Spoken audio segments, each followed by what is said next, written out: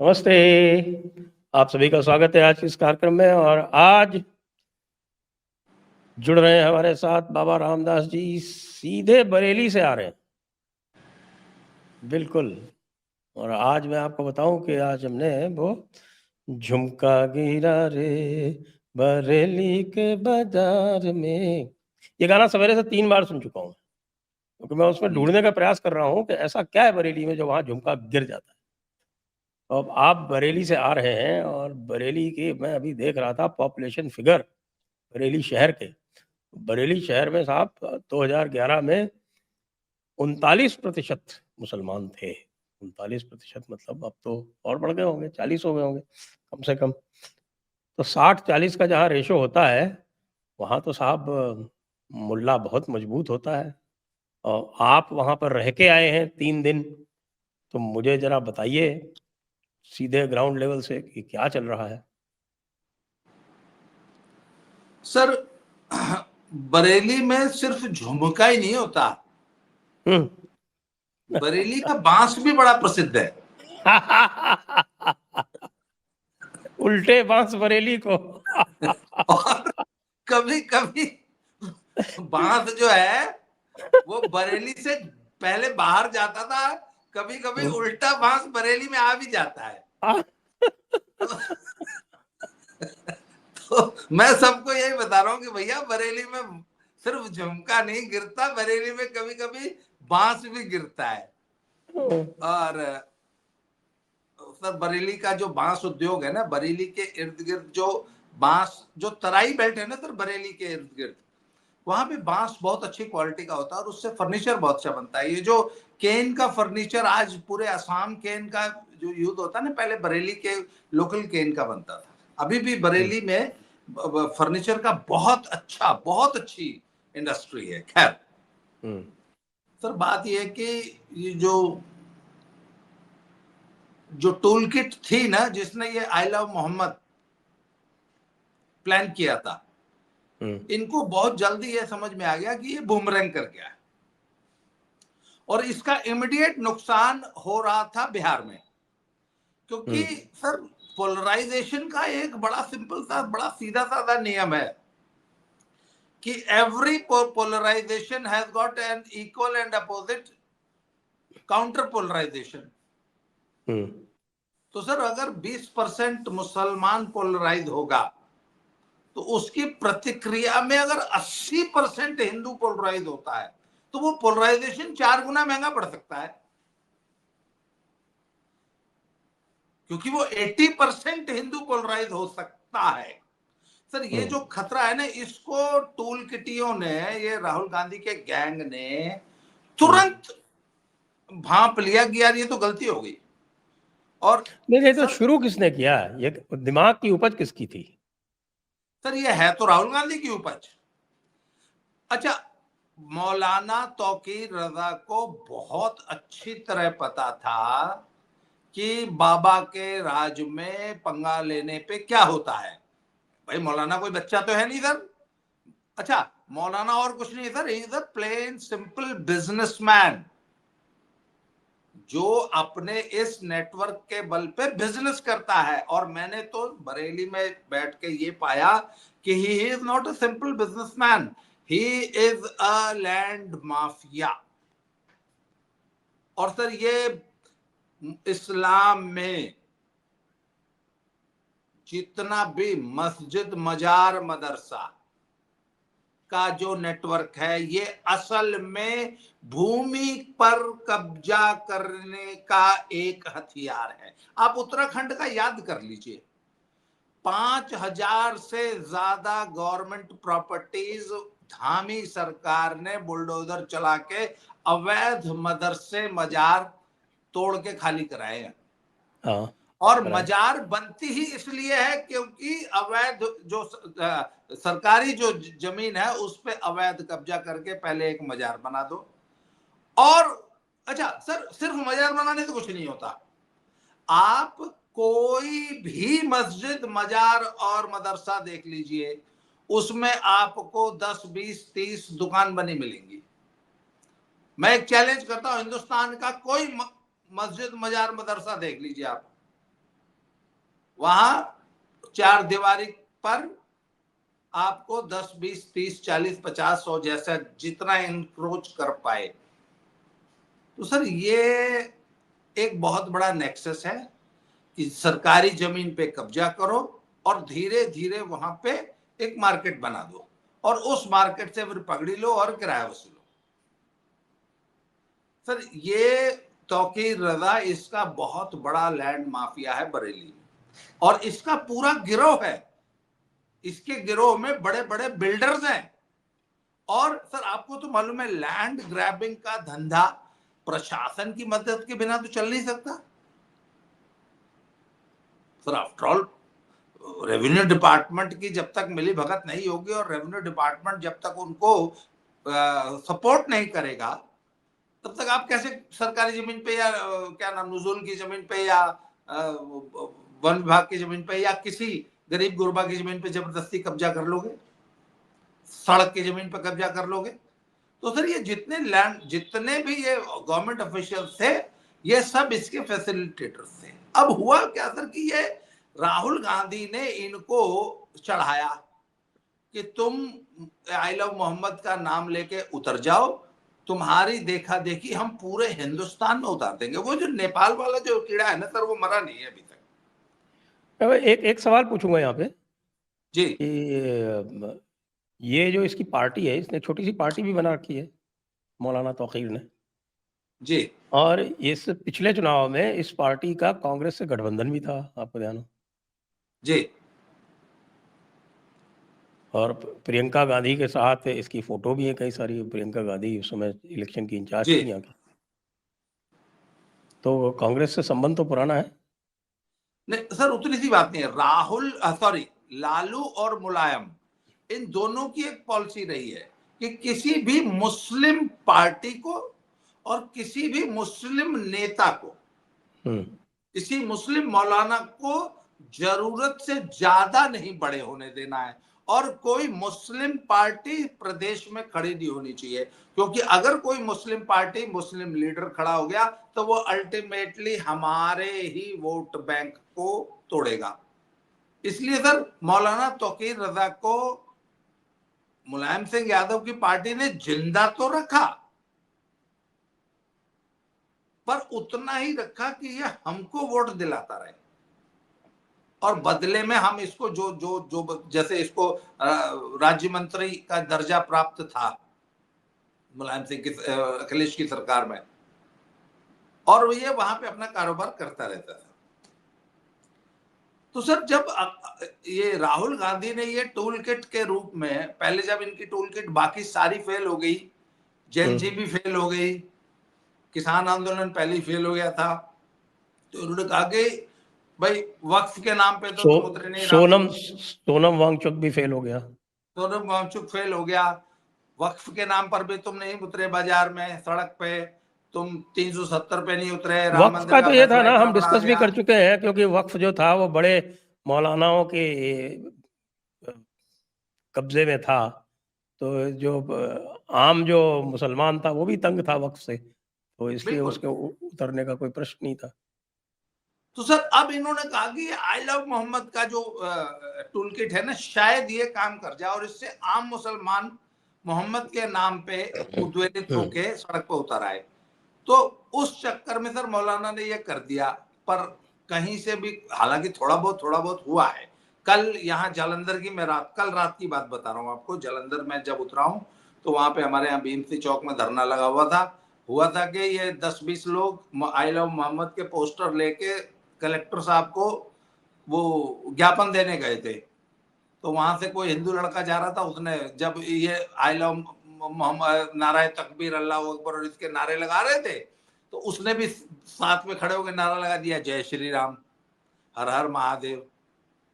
तो उसकी स्कूटी की चाबियां भी छीन ली और उसके साथ धक्का मुक्की की, तो वो सारी वीडियोस आ गई। तो क्या हुआ कि वो लड़का जो है वो यहाँ पे क्या है कि वाल्मीकि जो समाज है ना सर वो बहुत एग्रेसिव है और इनको और खालिस्तानियों दोनों के साथ बराबर सामने जो है वो मोर्चा लेता है। तो वो सब इकट्ठे हो गए। उन्होंने आज बोल दिया है कि आज शाम तक अगर वो पूरी पार्टी अरेस्ट नहीं हुई तो फिर हमारा तुम देख लेना। तो सर ये कोशिश तो इन्होंने पूरे हिंदुस्तान में थोड़ी बहुत की, पर सर खुद मुसलमानों से भी इनको आई लव मोहम्मद वाली टूल किट पे समर्थन नहीं मिला। दूसरे नेताओं को एक बात समझ में आ गई कि भैया ये बूमरैंग इस मायने में कर रहा है कि इससे पूरा का पूरा हिंदू पोलराइज हो रहा है। आई लव मोहम्मद के नाम पे अगर तुम जरा सा भी बवाल करोगे तो हिंदू तुरंत पोलराइज हो जाएगा, स्पेशली यूपी और बिहार में। ये पोलराइजेशन आपको यूपी और बिहार में, अच्छा बिहार में सर इमीडिएट 1 महीने बाद चुनाव है, तो बिहार में ये इनको समझ में आ गया कि इसका बहुत बड़ा नुकसान हो जाएगा अगर हिंदू पोलराइज हो गया तो इस मुद्दे पे। क्योंकि बिहार में तो ये मान के चलते हैं ना कि हिंदू जो है वो जाति के नाम पे डिवाइडेड रहेगा और जाति के नाम पे वोट पड़ेगा। पर अगर कहीं आई लव मोहम्मद वाला मुद्दा गरमा दिया, अगर ये मुद्दा गर्म हो गया तो फिर हिंदू जाति छोड़ के फिर धर्म के नाम पे पोलराइज हो जाएगा और फिर बहुत बड़ा नुकसान हो जाएगा। इसलिए बाकी सबने तुरंत स्टेप बैक कर लिया, बोला ना तो कि रजा अकेला पड़ गया इस, और सबने चौधरी, मैं आपको ऑफ द रिकॉर्ड बात बता रहा हूं कि the Congress people were not happy anywhere, अंदर अंदर अंदर उनको लग जी कि ये राहुल गांधी ने गलती कर दी है, इससे आप हिंदुओं को इकट्ठा होने का मौका दे रहे हो। अच्छा सर एक चीज और बताऊं आपको,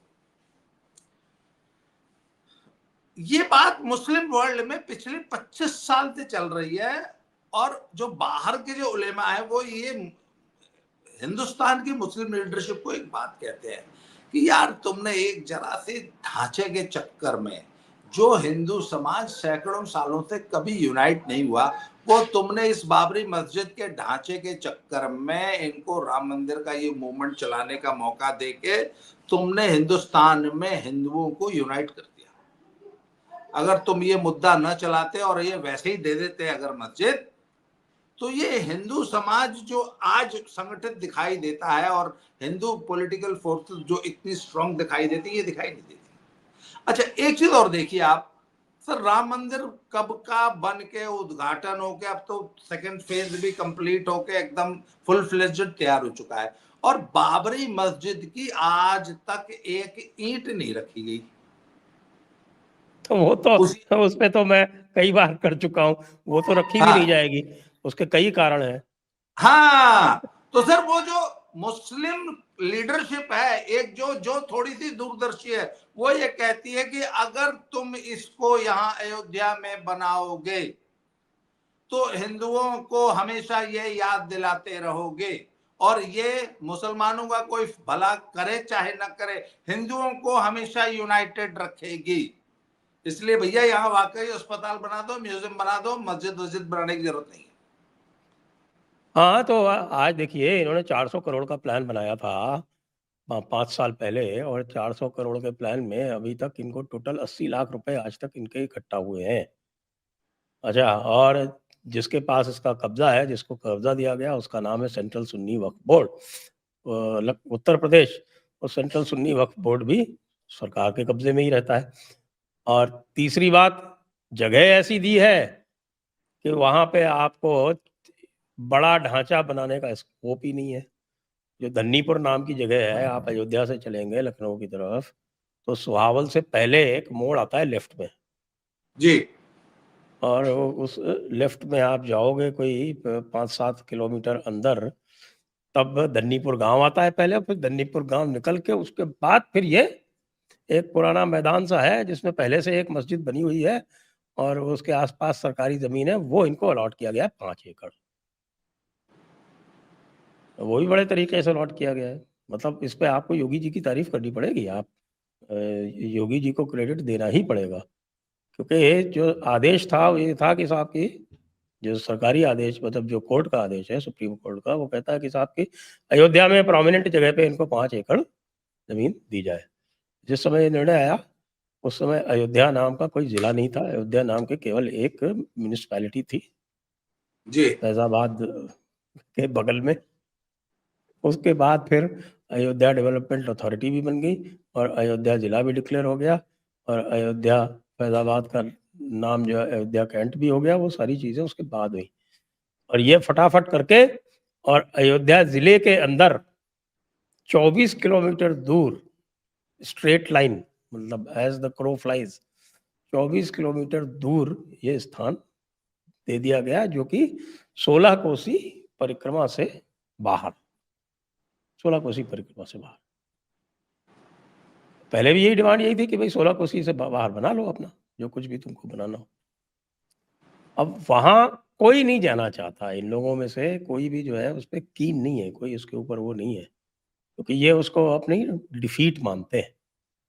और इसीलिए आप देखते होंगे कि कई बार मौलाना जो है उछलते रहते हैं कि हम तो जब हमारा राज होगा तो हम इसी राम जन्मभूमि मंदिर को, इसको राम मंदिर को तोड़ के दोबारा यहाँ पर बाबरी मस्जिद तामीर करेंगे। जी। अच्छा, तो सर बात यह कि एक तो ये हो गया कि जो पॉलिटिकल एस्टैब्लिशमेंट था उसको अपनी गलती का एहसास हो गया कि ये हम जो ये काम कर रहे हैं इससे हिंदू पोलराइज हो जाएगा। और सर ये जो बाबरी मस्जिद को दोबारा न बनाने का भी जो कारण है उसके पीछे यही है कि वो हिंदू पोलराइजेशन का ही कारण बनेगी आगे चल के। अच्छा, अब आ जाइए जरा बरेली में वापस। ये जो जितना भी अभी तक डिमोलिशन, एक तो फर्जी वीडियो चल रही थी। एक वीडियो थी जिसमें वो पूरी की पूरी मार्केट टूटी हुई दिखाई, वो यहाँ के नहीं है, वो पाकिस्तान की वीडियो है, शायद फैसलाबाद की या ऐसे कोई पेशावर की कहीं की है। वो इंडिया वो बरेली की वीडियो नहीं है। बरेली में अब तक सिर्फ एक डिमोलिशन हुआ था जो 4 दिन पहले हुआ था। वो नाले की जमीन को पाट के इनके एक गुर्गे ने चार्जिंग पॉइंट बना रखा था, ये ई रिक्शा का। उसमें वो बिजली की चोरी करके ई रिक्शा चार्ज करते थे और बड़ा मोटा बिजनेस था वो उनका। मतलब एक दिन में एक टाइम में 100 तक रिक्शा चार्ज करते थे और सब बिजली चोरी का था। उस पर बिजली विभाग ने पूरा छापा मार के वो सब वो किया और 1,20,00,000 रुपए का तो इनको नोटिस दिया है बिजली चोरी का। और उस जो ईवी चार्जिंग पॉइंट था उस पर इन्होंने चारदीवारी बना रखी थी, वो तोड़ के उसको जो है वापस अपने पोजीशन में लिया क्योंकि वो सरकारी जमीन पे कब्जा था। इसके अलावा जो बड़ी प्रॉपर्टीज जो सील की गई हैं वो उसमें है, इसका एक तौकीर रजा का एक दोस्त है, आरिफ बिल्डर है वो, उसके साथ इसकी पार्टनरशिप है। एक होटल है स्काईलार्क और उसके बगल में 3 बड़े बैंक्वेट हॉल्स हैं, बड़े वाले। और उससे बारातघर। करीब 100 जी, और उसके करीब 100-200 मीटर दूर एक और होटल है, छोटा है वो। ये सारी प्रॉपर्टीज सील कर दी गई हैं और इनके नोटिस पहले से इशूड है। इनको लोग बता रहे थे कि 6 महीना पहले से नोटिस इशू करके रखे थे, सील अब हुई है। अच्छा, इनका एक और गुर्गा था जो वो कह रहा था हाथ काट देंगे या ऐसा कुछ कर देंगे, ऐसा उसने बयान दिया था। उसका नाम है नफीस। उन नफीस मियां का एक और बारात घर था, बैंक्वेट हॉल, वो कल डिमोलिश किया है। उस पे कल बुलडोजर चला है, परंतु जो वो भी छोटा था, वो सस्ता वाला था। सर जो बड़ी प्रॉपर्टीज है ना वो तो अभी सब अंडर स्कैनर है। और इसके अलावा जो पहलवान की दरगाह है, 76 दुकानें वहां हैं। एक और दरगाह है, 40 दुकानें वहां हैं। सर ये जो पहलवान की दरगाह है ये बरेली के सिविल लाइंस के, it is the heart of the city. तो एक तो दरगाह ही सड़क पे 15, मैंने वो उसकी वीडियो भी बनाई है, सड़क पे 15 फुट एनक्रोच करके, तो मेन रोड पे 15 फुट एनक्रोच करके दरगाह है और 15 फुट पीछे से फिर दुकानें हैं। वो जो दुकानों वाले दरगाह कौन, जो बड़ी दरगाह है आला हजरत वाली? नहीं नहीं सर, ये पहलवान की दरगाह कहलाती है, सिविल लाइंस में है। अच्छा, ये सिविल लाइंस में है और सिविल लाइंस मतलब very posh area, the costliest area. तो सर वहां पे 76 दुकानें हैं, वो सारी नगर निगम के कब्जा करके बनाई गई है। उनको सरकार ने सील कर दिया और उनको नोटिस दे दिया कि अपना सामान हटा लीजिए, ये हम डिमोलिश करके ये अपने उसमें लेंगे। अब देखना ये है कि वो जो 15 फुट दरगाह का एनक्रोचमेंट है रोड पे, उसका क्या करती है सरकार। मैं गया था तो दरगाह खुली हुई थी, दरगाह में लोग, वैसे तो सन्नाटा था पर दुकानें सब सील थी। मैंने वो सील बंद दुकानों की वीडियोस भी बनाई है। इसके अलावा एक और दरगाह मैंने बताई, उसमें 40 दुकानें हैं। इसके अलावा सर कहते हैं कम से कम 1000 प्रॉपर्टीज ऐसी हैं बरेली में। अच्छा सर, इनका एक चीज मैं आपको बताऊं, ये जो मगरमच्छ होता है ना सर, ये इससे हिंदू इतना परेशान नहीं है बरेली में जितने मुसलमान परेशान। इनका सारा एनक्रोचमेंट मुस्लिम एरियाज में है ज्यादातर। इन्होंने मुसलमान के गरीब गुरबा की जमीन दबा। आजम खान ने रामपुर में क्या किया सर? आजम खान से सबसे ज्यादा त्रस्त रामपुर के मुसलमान हैं। आप अतीक अहमद का देख लीजिए, अतीक अहमद की 90% एनक्रोचमेंट और उसके द्वारा अत्याचार किए गए पीड़ित लोगों में 90% मुसलमान है। हिंदूज तो बहुत कम इफेक्ट होते हैं। तो सर ये एक चीज बताऊं, इसीलिए मुस्लिम एरियाज में भी इनका समर्थन नहीं है। मुझे बरेली में एक भी आदमी ऐसा नहीं मिला जो तौकीर रजा का समर्थन करता हुआ मिल गया।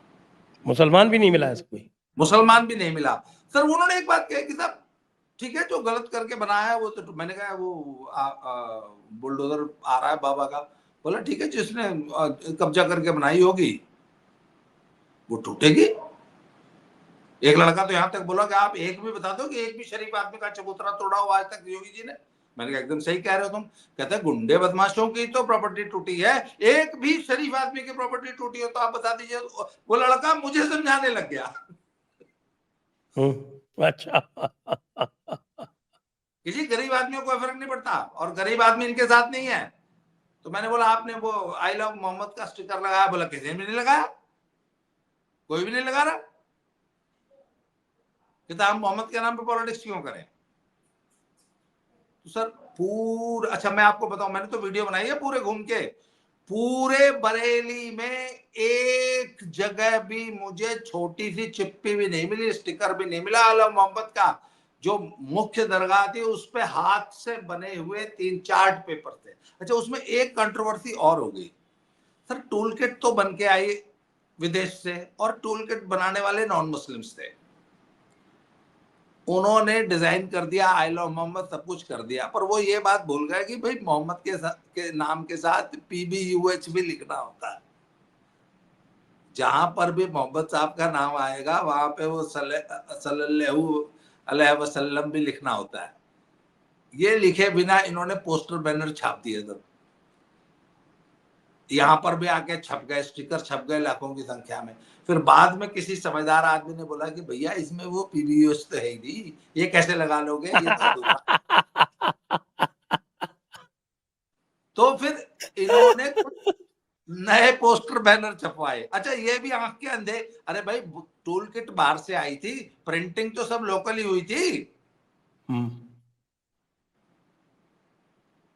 तो सर इन्होंने छाप दिया, लगा दिए। जब लगा दिए तो लोगों को गलती समझ में आई तो फिर उन्होंने खुद उखाड़ी, उसके बाद पुलिस ने उखड़वाई। आज की तारीख में सर मैंने तो कहीं देखा नहीं आई लव मोहम्मद का स्टिकर, पोस्टर, बैनर। तो सर ये टूल किट हो गई राहुल गांधी की। मैं यही कह रहा हूं, राहुल गांधी की एक और टूल किट फ्लॉप हो गई। अब नई टूल किट लेके आएंगे राहुल गांधी। तो क्या लाएंगे अब? जेन जी के नाम पे इनके पास ले दे के यही लोग हैं, क्योंकि बाकी सबसे तो इन्होंने दुश्मनी पाल रखी है। समझदार लोग अब कोई साथ में है नहीं, संगठन करता कोई ऐसे है नहीं जो इस तरह का संगठन खड़ा कर सके नीचे से। तो उनको तो यही लगता है कि रेडीमेड ये जो है, ये मुसलमान रेडीमेड तैयार है, इसी को भड़काओ। और उसको जैसे ही भड़काओगे तो सामने सब इकट्ठे हो जाएंगे, सब जाति और बिरादरी और क्या बोलते हैं, रिजर्वेशन, एंटी रिजर्वेशन, सब एक साथ हो जाते हैं फिर। नहीं सर, इनको जो सबसे बड़ा जो मुस्लिम, जैसे ममता बनर्जी कभी भी नहीं चाहेगी कि मुसलमान राहुल गांधी के पीछे लग के कोई सी टोल गेट का हिस्सा बन जाए। अखिलेश यादव नहीं चाहेंगे, तेजस्वी यादव नहीं चाहेंगे। तो ठीक है सर, जहां 2-1 स्टेट्स है इनके पास जहां ये मुसलमानों का वोट बैंक कंट्रोल करते हैं, वहां पे ये कोशिश कर सकते हैं, पर ये बुरी तरह फेल हो चुके हैं। This has flopped. अब ये सर मेरा तो ये मानना है कि अब ये आरक्षण के नाम पे, रिजर्वेशन के नाम पे कोई ना कोई दोबारा गलतफहमी, जैसे ये पहले संविधान लेके कॉपी लेके घूम रहे थे ना, और जब इन्होंने कहा कि 400 सीट आ जाएगी भाजपा की तो संविधान खत्म हो जाएगा, आरक्षण खत्म हो जाएगा। सर ये इसी प्रकार का कोई नया झूठ देश के सामने परोसेंगे, अदरवाइज इनके पास अब कोई मुद्दा या कोई टूल किट नहीं बची। अच्छा, इनका वो जो नेपाल, देश को नेपाल बनाने वाला जो सपना था ना सर, वो तो चकनाचूर हो चुका है, वो बुरी तरह फेल हो चुके हैं इसमें।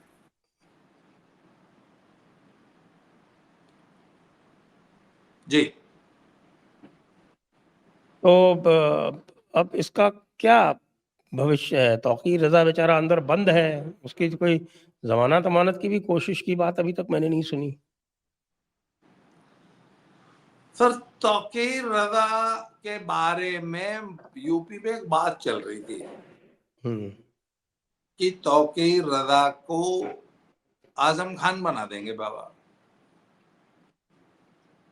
अच्छा, एक बात और, तौकीर रजा की बात कर रहे हैं कि अभी तक ये चर्चा हो रही थी कि कई बार मैंने लोगों से बात की कि भाई तौकीर रजा इतनी उल्टी पुल्टी बातें कहता रहता है, यहाँ तक कि उसने मोदी जी को दीन की दावत भी दे दी थी, उनसे कहा था इस्लाम कबूल कर लो, ये सब बातें करता रहता है, लेकिन उसको जो है वो टच नहीं किया जाता। तो लोग ये कहते थे मुझसे कि भाई उसको दिल्ली का संरक्षण प्राप्त है। इस बात में भी कोई दम था क्या? सर दिल्ली का संरक्षण प्राप्त नहीं है, पर दिल्ली वालों की एक बड़ी खासियत है, मैंने देखी है। मतलब मोदी जी के घर में अगर कोई बिल्ली घुस आए तो मोदी जी उस बिल्ली को मारेंगे नहीं या भगाएंगे नहीं, वो कहेंगे यार इस बिल्ली से चूहे पकड़वा लो।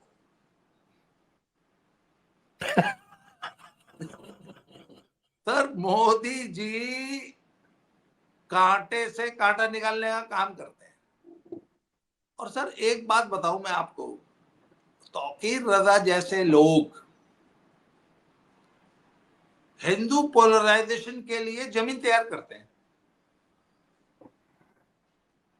इसलिए तौकीर रजा जैसे लोगों का इस्तेमाल बखूबी करना जानते हैं हमारी लीडरशिप, कि तौकीर रजा जैसे लोग ही हमें वो मसाला प्रोवाइड करेंगे जिससे आगे हम अपनी रेसिपी तैयार करेंगे। तो सर तौकीर रजा अगर बयान दे के हिंदुओं को संगठित करता रहता है तो फिर बुराई भी क्या है इसमें, बोलता रहे।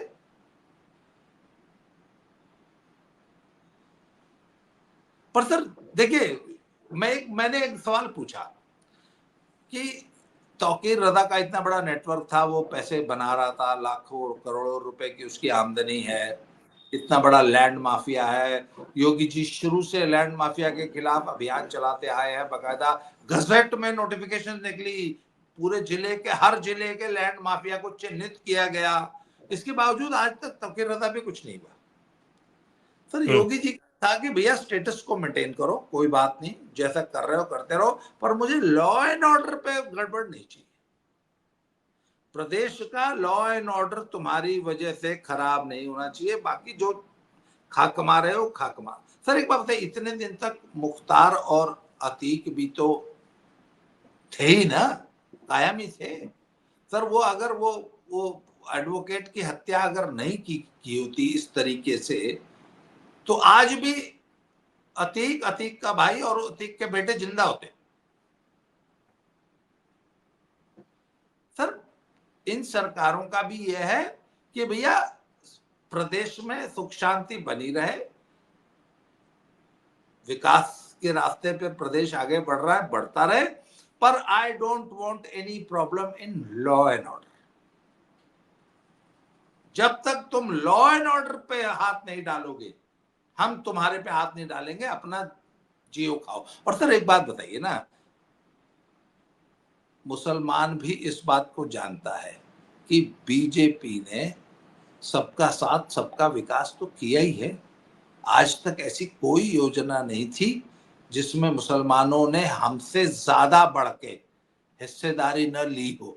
हमसे ज्यादा दुनिया की हर योजना में सबसे बड़े बेनिफिशियरी, सबसे बड़े लाभार्थी मुसलमान है इस देश के। वो हमसे ज्यादा सरकारी अस्पताल में मुफ्त की दवाइयां लेते हैं, हमसे ज्यादा उन्होंने मुद्रा लोन लिए हैं, हमसे ज्यादा उन्होंने शौचालय लिए हैं, हमसे ज्यादा उन्होंने आवास, प्रधानमंत्री आवास लिए हैं, और मोदी योगी ने दिए हैं। ये भी एक सच्चाई है। और सर एक बात बताऊं, मुसलमान जानता खूब है, वो सिर्फ वोट नहीं देता, वो ठीक है, तो देखा मत दो वोट, चुनाव हम लड़ लेंगे, तुम्हारे बिना भी जीत लेंगे, पर सुख शांति बना के रखो, लॉ एंड ऑर्डर पे गड़बड़ नहीं चाहिए। सर बरेली का मुसलमान यही कह रहा था कि अच्छा एक बात बताऊं, they were planning to attract some 40,000 people on the road. Sir सच्चाई है कि सिर्फ 1,000 आदमी था, इन्होंने 40,000 की प्लानिंग की थी। इन्होंने पता नहीं कितनी 4,000 मस्जिदों से, हर मस्जिद से 100 आदमी बुलाने की प्लानिंग कर रखी थी। मौके पे सिर्फ 1,000 आदमी था।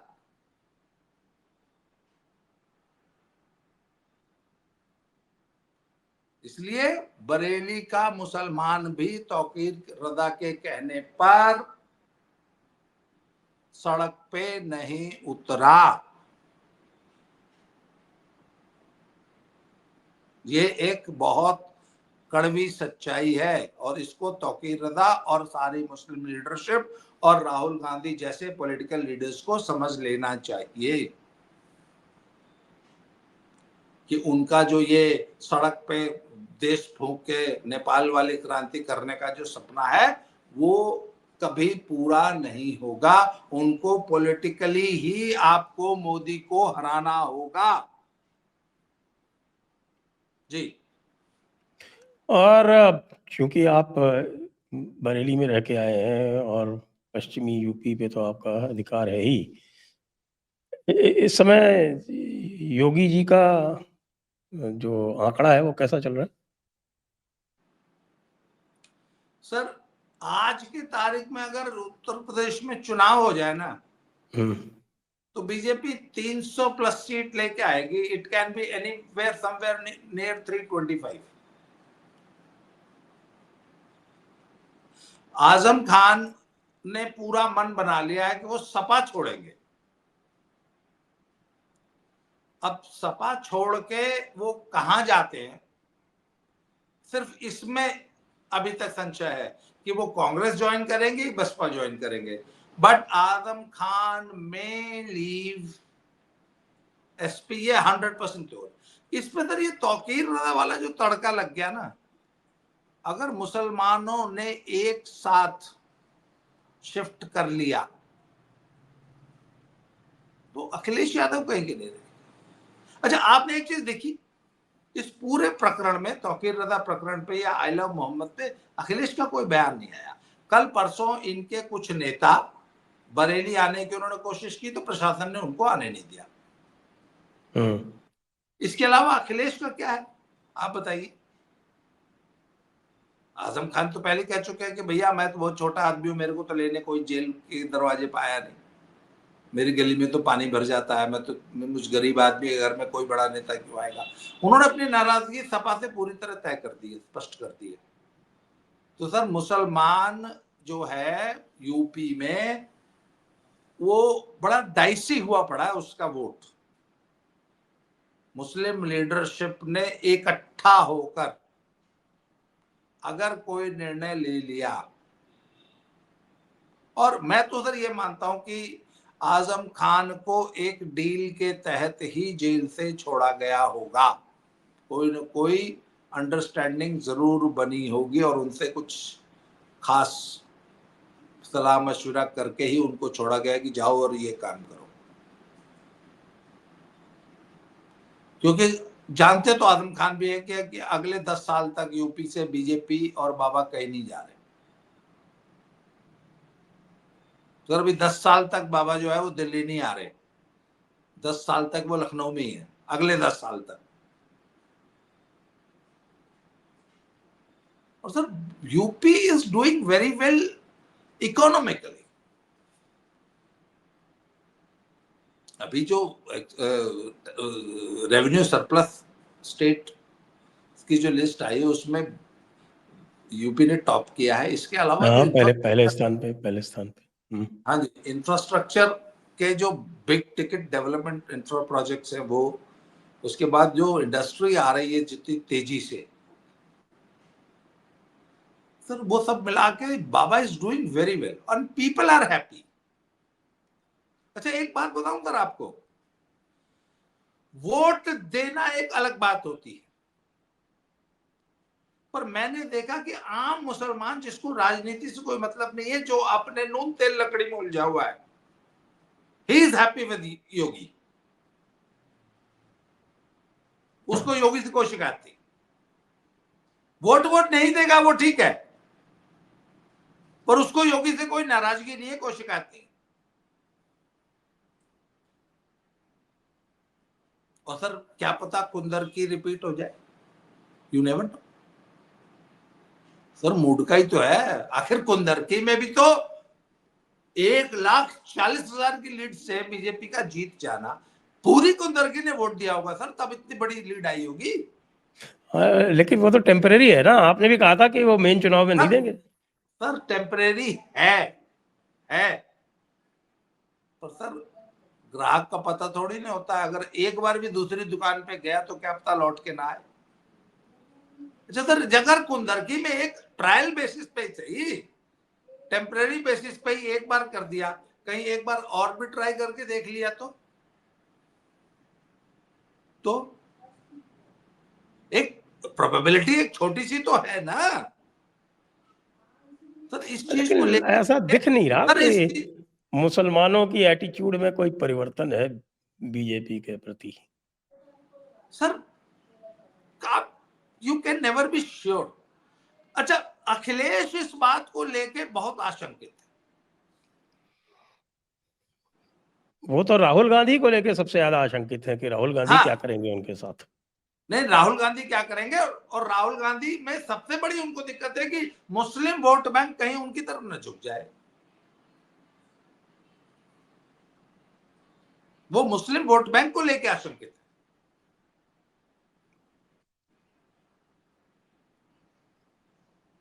इसलिए you can never be sure कि अगले चुनाव में भी मुस्लिम वोट बैंक अखिलेश को ही वोट देगा, ऐसा अभी तक मुझे नहीं लगता। कि कुछ न कुछ इस बार मुस्लिम वोट बैंक में बड़ा उलटफेर होगा।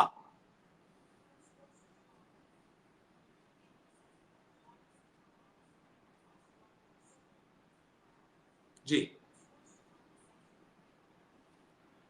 तो अगर होगा तो आपको अभी जो लग रहा है, जैसे बिहार में देख रहे हैं कि साहब की बिहार में अभी तक इनका फाइनल हो नहीं पाया है, बल्कि प्रीलिमिनरी बातचीत भी नहीं हो पाई है इंडी अलायंस के घटकों में, जबकि बीजेपी का लगभग फाइनल हो गया है। अब 1-2 दिन में वहाँ पर चुनाव की घोषणा भी हो जाएगी। और जो इश्यूज हैं वहाँ पे, उसमें नीतीश कुमार के अतिरिक्त यदि भाजपा ने वहाँ पर अपना संगठन अच्छी तरह से खड़ा हुआ किया होता और कोई अच्छा लीडर बन पाया होता, तो भाजपा के लिए तो कोई लीडर वहाँ है ही नहीं, तो नीतीश कुमार ले दे के उनकी मजबूरी बन जाते। लेकिन अभी तक राहुल गांधी ने तेजस्वी यादव की ऊपर की सांस ऊपर और नीचे की नीचे कर रखी। यही कुछ ये बाद में यूपी में भी करेंगे। सर देखिए बिहार में मुस्लिम वोट का 3 जगह बंटना तय है, मिनिमम 3 जगह। अगर तेजस्वी और राहुल एक साथ चुनाव लड़े तो भी 3 जगह। एमएम जो है ऐसा बताया जा रहा है कि 100 के आसपास कैंडिडेट खड़ा करना चाहती है, और 40 मुस्लिम कैंडिडेट पीके देने जा रहे हैं। उन्होंने लालू को ऑफर दिया था कि अगर आप जहां हम मुस्लिम देंगे वहां मत दीजिए, तो जहां आप देंगे वहां हम नहीं देंगे। पर लालू ने इस शर्त को नहीं माना पीके की। तो पीके 40 मुस्लिम बहुल एरियाज में पीके 40 मुसलमानों को टिकट देने जा रहे हैं, ओवैसी भी देने जा रहे हैं, और भाई राजद तो देगी ही। और सर एक बहुत बड़ा शिफ्ट, जो बहुत बड़ा डेवलपमेंट हुआ है, वो ये जो पूर्वी उत्तर प्रदेश से लगते हुए, बनारस से लगते हुए जो 6 जिले हैं, मगध और वो शाहबाद जो मंडल है, उसमें पवन कुमार का जो आना और उनका रालोसपा वाले उपेंद्र कुशवाहा से जो पैचअप है, उसने एक बहुत बड़ा डेवलपमेंट किया है। और एनडीए की हालत काफी बेहतर हुई है उस एरिया में, क्योंकि यही वो एरिया था जहां सबसे ज्यादा सीटें जीती थी पिछले 2020 के चुनाव में तेजस्वी और कांग्रेस ने। तो सर और यहीं पे 2024 में झटका लगा था। हाँ, और 2024 में भी इसी बेल्ट में 7 सीट शायद कांग्रेस और राजद मिला के 7 लोकसभा सीट जीते थे। हाँ, 10 में से 7 निकाले गए जी। तो इस एरिया में इस बार NDA is going to do very well. इस एरिया में तो मैं भी घूम के आया था, तो मैंने भी बताया था। और इस एरिया में बहुत बड़ा डेंट उसने, चिराग ने भी डाला था, चिराग पासवान ने। तो वो दोनों कमियां पूरी कर दी हैं इस बार एनडीए ने। तो सर एनडीए का जो पोल मैनेजमेंट है ना, वो बहुत अच्छा है सर, जो मैनेजमेंट है। और दूसरी बात है सर, कांग्रेस भी बहुत ज्यादा कीन नहीं है तेजस्वी के साथ मिलकर चुनाव लड़ने में। उसको पता है कि यदि इस बार हमने देखिए, कांग्रेस को एक बात, राहुल गांधी को एक बात बहुत अच्छी तरह पता है कि एनडीए बहुत बड़ी विजय की ओर बढ़ रही है बिहार में। ये बात राहुल को पता है। तो उन्होंने कहा कि यार हमारा क्या जाएगा, पर यदि हम इस चुनाव में तेजस्वी को पूरी तरह फिनिश कर देते हैं और आगे आने वाले दिनों में, अगले 229 में अगर मुस्लिम हमारी तरफ आ जाता है बिहार में भी और यूपी में भी, तो 220 सर अखिलेश और तेजस्वी को निपटा के राहुल 2029 की तैयारी करेंगे। इसमें जो सबसे बड़ा की फैक्टर है वो मुस्लिम वोट है, दोनों स्टेट, यूपी एंड बिहार। तो सर ये जो आई लव मोहम्मद वाली टोल किट है ना, ये यूपी को भी पूरे, मैं बता रहा हूं आपको, 2027 और 2029 तक ये आजम खान, तौकीर रजा, आपका ये मुख्तार अंसारी की मृत्यु, अतीक अहमद के पूरे परिवार का सफाया, सर ये फैक्टर्स हैं जो कि मुसलमानों को प्रभावित करेंगे अगले 3-4 सालों के चुनाव में।